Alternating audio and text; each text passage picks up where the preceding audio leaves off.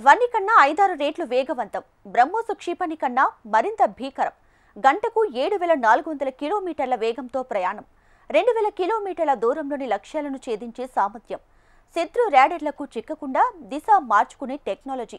అత్యంత ఖచ్చితత్వంలో శత్రుల స్థావరాల ధ్వంసం. మనం చెప్పుకుంటున్న ఈ విశేషాలన్నీ భారత్ అభివృద్ధి చేస్తున్న సరికొత్త హైపర్సోనిక్ క్షిపణి గురించి. బ్రహ్మోస్ క్షిపణిని మించిపోయే అత్యంత శక్తివంతమైన ఆయుధాన్ని సిద్ధం చేస్తుంది DRDO. ఈ ఏడాది చివరికి అందుబాటులోకి రానున్న ఈ శక్తివంతమైన క్షిపణి భారత సైన్యం అమ్ముపొదుల్లో కీలక ఆయుధంగా మారనుంది. రక్షణ రంగంలో స్వయం సమృద్ధి సాధిస్తున్న భారత్ అధునాతన క్షిపణి వ్యవస్థలు, ఫైటర్ జెట్లు, డ్రోన్ల ప్రాజెక్టులపై దృష్టి సారించింది. ముఖ్యంగా హైపర్సోనిక్ క్షిపణి ప్రయోగాలను ముమ్మరం చేస్తోంది. ఈ దిశగా తీసుకొచ్చిన బ్రహ్మోస్ క్షిపణి ఆపరేషన్ సింధూర్ సమయంలో తన సత్తాను చాటుకుంది. ఇప్పుడు భారత రక్షణ రంగంలో మరో సంచలనం రాబోతోంది. బ్రహ్మోస్ క్షిపణిని మించిపోయే అత్యంత శక్తివంతమైన ఆయుధం సిద్ధమవుతోంది.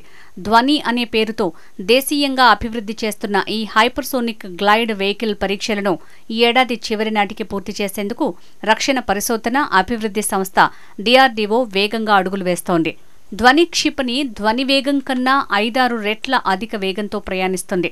దీని వేగం గంటకు 7400కు పైగా ఉంటుందని అంచనా. ఈ అసాధారణ వేగం 1500 నుంచి 2000 కిలోమీటర్ల దూరంలో ఉన్న లక్ష్యాలను కూడా అత్యంత ఖచ్చితత్వంతో ఛేదించగలదు. నిమిషాల వ్యవధిలోనే శత్రు స్థావరాలను ధ్వంసం చేసే సత్తా ఈ కొత్త అస్త్రానికి ఉంది. ఈ క్షిపణిని గాలి, సముద్రం, భూమి నుంచి ప్రయోగించొచ్చు. ధ్వని ప్రత్యేకత కేవలం దాని వేగమే కాదు, ప్రయాణ మార్గంలో దిశను మార్చుకోగల సామర్థ్యం కూడా ఉంది. ఈ కారణంగా శత్రుదేశాల గగనతల రక్షణ వ్యవస్థలు దీనిని గుర్తించి అడ్డుకోవడం దాదాపు అసాధ్యమని నిపుణులు చెప్తున్నారు. సాధారణ క్రూయిజ్ క్షిపణుల్లా కాకుండా దీనిని ముందుగా ఒక రాకెట్ బూస్టర్ సాయంతో అత్యంత ఎత్తుకు పంపిస్తారు. అక్కడ బూస్టర్ నుంచి విడిపోయిన ధ్వని గ్లైడ్ వెహికల్ సెమీ బాలిస్టిక్ మార్గంలో హైపర్సోనిక్ వేగంతో లక్ష్యం వైపు దూసుకువెళ్తుంది. ఇది రాడార్ల కంటపడకుండా ఉండేందుకు దోహదపడుతుంది.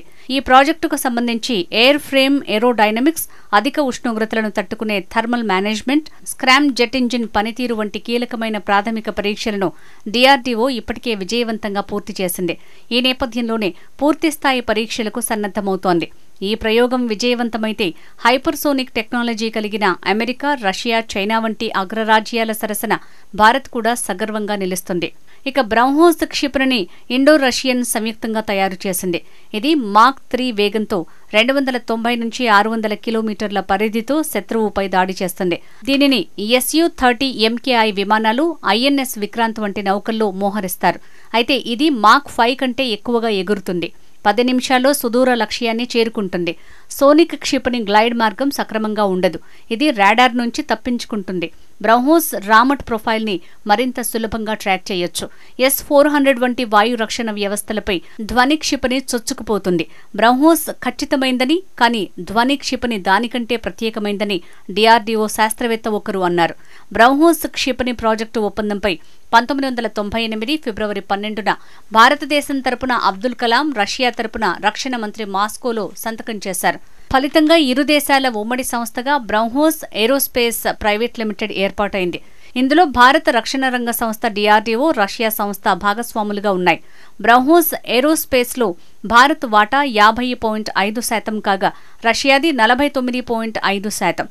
బ్రహ్మోస్ ఏరోస్పేస్ సంస్థ క్షిపణి డిజైన్, అభివృద్ధి, ఉత్పత్తి, మార్కెటింగ్ లాంటివి నిర్వహిస్తుంది. ఈ సంస్థకు మొదటి CEO MD శివథాను పెళ్లై. ఈయనను బ్రహ్మోస్ పితామహుడిగా పిలుస్తారు. మరోవైపు DRDO సారథ్యంలో దేశీయంగా 5వ తరం స్టెల్త్ యుద్ధ విమానాల తయారీ, స్వదేశీ 5వ తరం స్టెల్త్ యుద్ధ విమానాల తయారీ కార్యరూపం దాల్చే దిశగా మరో అడుగు పడింది.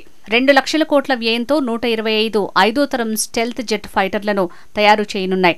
2035 నాటికి అవి వాయుసేనలో చేరే అవకాశం ఉంది. 5వ తరం స్టెల్త్ యుద్ధ విమానాల అభివృద్ధి కోసం ప్రారంభమైన AMCA ప్రాజెక్టులో ముందడుగు పడింది. AMCA ప్రోటోటైప్ నమూనాల రూపకల్పన, అభివృద్ధి కోసం 7 భారతీయ కంపెనీలు DRDOతో కలిసి పనిచేసేందుకు బిడ్డింగ్ దాఖలు చేశాయి. ఈ ప్రాజెక్టులో భాగంగా 125 5వ తరం స్టెల్త్ యుద్ధ విమానాలను DRDO భాగస్వామ్యంలో తయారు చేయనున్నారు. L&T, Hindustan aeronautics limited, Tata advanced systems limited, Adani defence తదితర సంస్థలు బిడ్డింగ్ దాఖలు చేశాయి. భారత అమ్ముల పొదిలోని ఆయుధాలను చూస్తే ఇక పాకిస్తాన్ గుండెల్లో రైళ్లు పరిగెత్తుతాయి.